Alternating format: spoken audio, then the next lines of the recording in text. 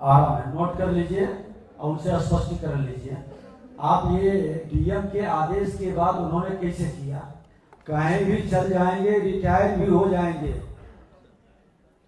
तो इससे लोगों को श्मशान तक हम लोग। शुक्रवार 26 दिसंबर को पूर्णिया में आयोजित भूमि सुधार जन कल्याण संवाद कार्यक्रम के दौरान माननीय उप मुख्यमंत्री सह राजस्व एवं भूमि सुधार मंत्री श्री विजय कुमार सिन्हा आम लोगों की समस्याएं सुन रहे थे। बड़ी संख्या में फरियादी अपनी अपनी भूमि से जुड़ी शिकायतें लेकर कार्यक्रम स्थल पर पहुंचे थे। इसी क्रम में कस्बा अंचल के कुमार टोला निवासी सीमा मांझी का मामला सामने आया, जिसने न केवल सभागार में मौजूद लोगों को स्तब्ध कर दिया बल्कि राजस्व व्यवस्था में व्याप्त गंभीर खामियों को भी उजागर कर दिया।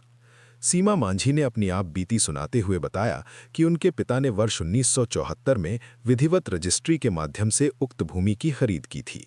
इसके बाद वर्ष 1974 से लेकर 2018 तक लगातार उस जमीन का लगान रसीद कटता रहा, जो उनके वैध स्वामित्व का प्रमाण है। वे लंबे समय से रोजगार के सिलसिले में बाहर रहकर काम करते हैं, जबकि उनकी पत्नी गांव में अकेले रहती है। इसी स्थिति का फायदा उठाकर भूमाफियाओं ने सुनियोजित तरीके से साजिश रची और फर्जी वंशावली तैयार कर उनकी लगभग 40 से 45 वर्ष पुरानी जमीन को हड़प लिया। पीड़ित ने बताया कि भूमाफियाओं द्वारा फर्जी वंशावली पूर्वी पूर्णिया प्रखंड से बनवाई गई, जबकि उनकी जमीन कस्बा अंचल क्षेत्र में स्थित है। इसी फर्जी दस्तावेज के आधार पर एडीएम कार्यालय से उनकी जमाबंदी रद्द करा दी गई। उन्हें इसकी कोई जानकारी नहीं दी गई और न ही वास्तविक रूप से कोई नोटिस उन्हें प्राप्त हुआ। वर्ष 2019 में जब वे अंचल कार्यालय में लगान रसीद कटवाने पहुंचे, तब उन्हें बताया गया कि उनकी जमाबंदी पहले ही रद्द की जा चुकी है और नोटिस भेजे जाने के बाद उनकी अनुपस्थिति में एक तरफा फैसला कर दिया गया है। ये सुनकर वे पूरी तरह हतप्रभ रह गए। इसके बाद स्थानीय लोगों की सलाह पर वे जिलाधिकारी के पास पहुंचे। जिलाधिकारी ने पूरे मामले की गंभीरता को देखते हुए उनके आवेदन पर त्वरित कार्रवाई करते हुए अप्रैल 2022 में संबंधित भूमि पर स्टे आदेश जारी कर दिया। इसके बावजूद पीड़ित का आरोप है कि स्टे आदेश की खुलेआम अवहेलना की गई। भूमाफियाओं ने न केवल जमीन पर बाउंड्री वॉल का निर्माण करा लिया, बल्कि 5 डिसमिल और 10 डिसमिल जमीन को अलग अलग लोगों के हाथ बेच भी दिया गया। हैरानी की बात यह रही कि इस विवादित भूमि का म्यूटेशन भी अंचल अधिकारी द्वारा कर दिया गया, जबकि पीड़ित ने इस संबंध में पहले ही संबंधित अंचल अधिकारी को लिखित आवेदन देकर जिलाधिकारी के स्टे आदेश की जानकारी दे दी थी। कार्यक्रम में जब वरीय अधिकारियों ने अभिलेखों की जांच की तो चौंकाने वाले तथ्य सामने आए। जिलाधिकारी का स्टे आदेश अप्रैल 2022 का था, जबकि कस्बा अंचल के तत्कालीन अंचल अधिकारी द्वारा म्यूटेशन का आदेश मई 2022 में पारित किया गया।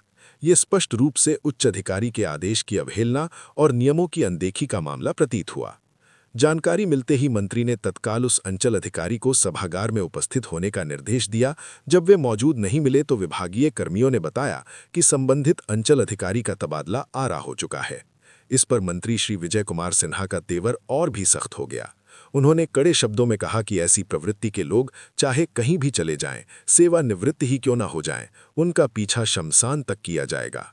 उन्होंने स्पष्ट किया कि दोष सिद्ध होने पर ऐसे अधिकारियों और कर्मियों को किसी भी हालत में बख्शा नहीं जाएगा। उनके खिलाफ कड़ी अनुशासनात्मक कार्रवाई की जाएगी और साथ ही उनकी संपत्ति की भी जांच कराई जाएगी, ताकि ये पता चल सके कि कहीं अवैध कमाई तो नहीं की गई है।